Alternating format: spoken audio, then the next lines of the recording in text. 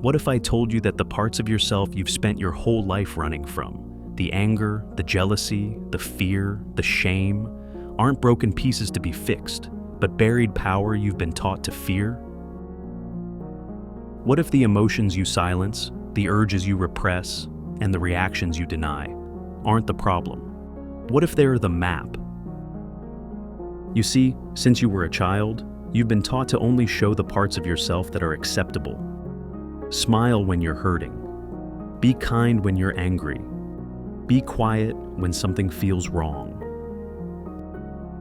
Over time, those disowned parts, your real feelings, instincts, truths, don't disappear. They just go underground. But they never stop acting. They leak out. In your relationships, in your self-sabotage, in your addictions, your fears, your patterns. And the more you ignore them, the more control they have. This isn't pop psychology. This is shadow work. It's not about fixing who you are, it's about facing what you've buried. Because you can't heal what you won't even look at. And once you start, you'll never see yourself the same way again. Let's go deeper. From the moment you were old enough to understand words, you were taught one thing: be good. Be polite, be nice, don't get angry, don't cry, don't take up too much space. And at first, it seems harmless. But over time, something deeper happens. You learn that some emotions are acceptable and others are dangerous. That love is rewarded, but rage is punished. That obedience is praised, but questioning is shamed. So what do? You hide, you perform.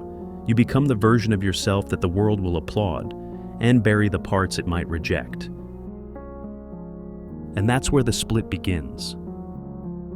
The real you, the raw, messy, emotional, intuitive you, gets pushed underground. And a mask takes its place, a persona, carefully crafted to survive. But here's the thing, that buried self, it doesn't die. It festers. It leaks out.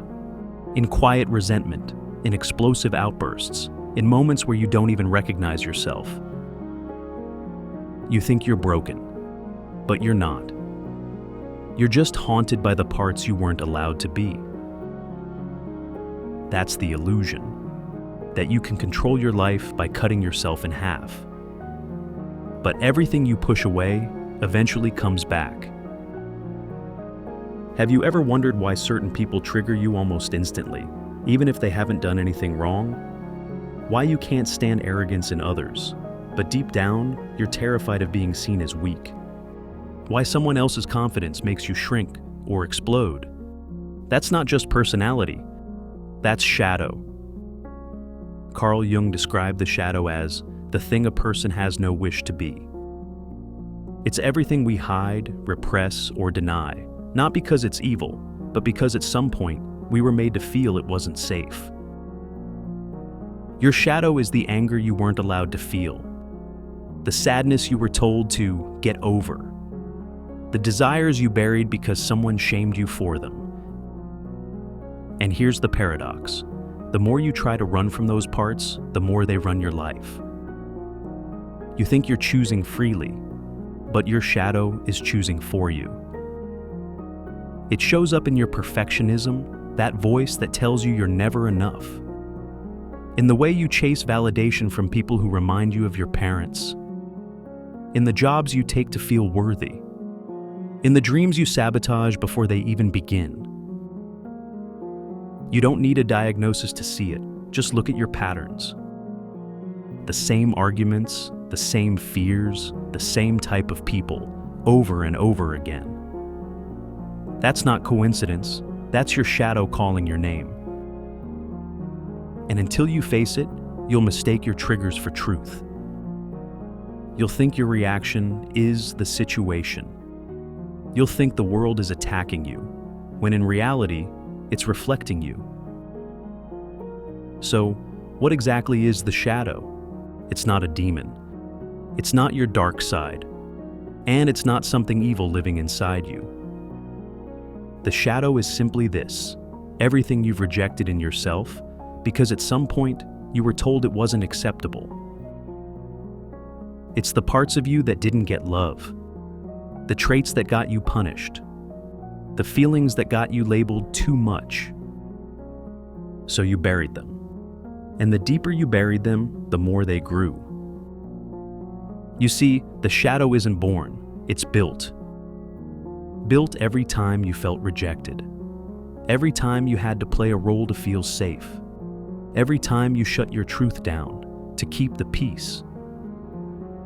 It doesn't matter how loving your parents were, or how good your childhood seemed on paper. Everyone has a shadow, because everyone has experienced some form of emotional editing. Think of it like this. Your conscious personality is the light you shine into the world. The shadow is everything that light leaves behind. It's not bad. It's just unseen. And what stays unseen gains power. You might think you're in control, that you're making choices from logic, from clarity, from free will. But the truth is, most of us are being driven by the very parts of ourselves we refuse to look at. The unhealed wound becomes the voice in your head. The childhood rejection becomes the partner you chase or run from. The moment you learn to shut down becomes your default setting every time things get hard. The shadow doesn't control you like a villain in a movie. It controls you through emotion, through reaction, through patterns you repeat without even realizing. You procrastinate, not because you're lazy, but because a part of you fears being seen. You overachieve, not because you're confident, but because a part of you still thinks love has to be earned. You stay in toxic relationships, not because you don't know better, but because a deeper part of you believes that's all you deserve. Your shadow isn't subtle. It shows up in who you attract, what you tolerate, where you sabotage. It whispers, "Don't get too close. Don't speak up. Don't try, you'll fail anyway." And if you don't recognize the voice, you'll mistake it for your own. So if the shadow is causing so much damage, why don't we just face it? Because facing the shadow means letting go of who you think you are. And that's terrifying. Most people aren't avoiding their darkness because they're weak. They're avoiding it because they're afraid it will destroy the story that keeps them safe. The story that says, "I'm a good person. I've moved on. I'm in control." But the shadow doesn't care about your story. It only cares about being seen. Carl Jung said, "Until you make the unconscious conscious, it will direct your life, and you will call it fate." That's the trap. We call it bad luck, self-sabotage. But really, it's the shadow asking for your attention. And here's what no one tells you.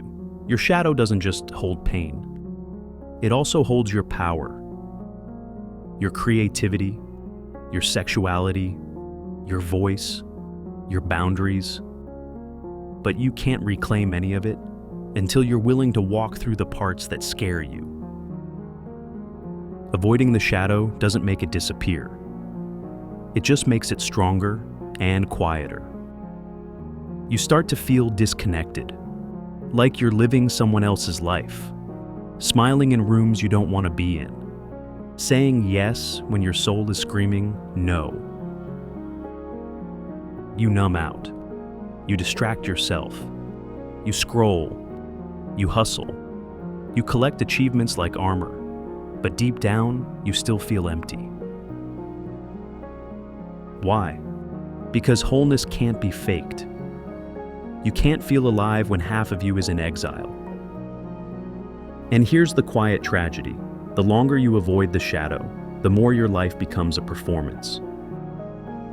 Your relationships suffer because no one really knows you. Your creativity suffers because you're afraid to express what's real. Your energy suffers because hiding takes more strength than healing. And eventually, You stop hearing your own voice. That's the cost. Not some dramatic breakdown, just the slow erosion of your authenticity, until all that's left is the mask.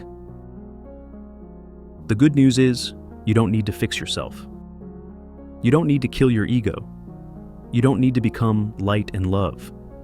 You just need to tell the truth. Integration starts with honesty. Radical, uncomfortable honesty with yourself. What are you afraid people will see? What do you pretend doesn't hurt anymore? What parts of you have been screaming just to be heard? Shadow work isn't about becoming perfect. It's about becoming whole. It means turning toward the parts you've exiled, sitting with them, listening to them, letting them tell their story without shame. And when you do, something shifts.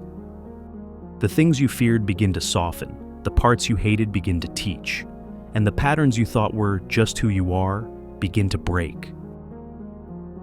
That's the beginning of freedom, not from pain, but from pretending.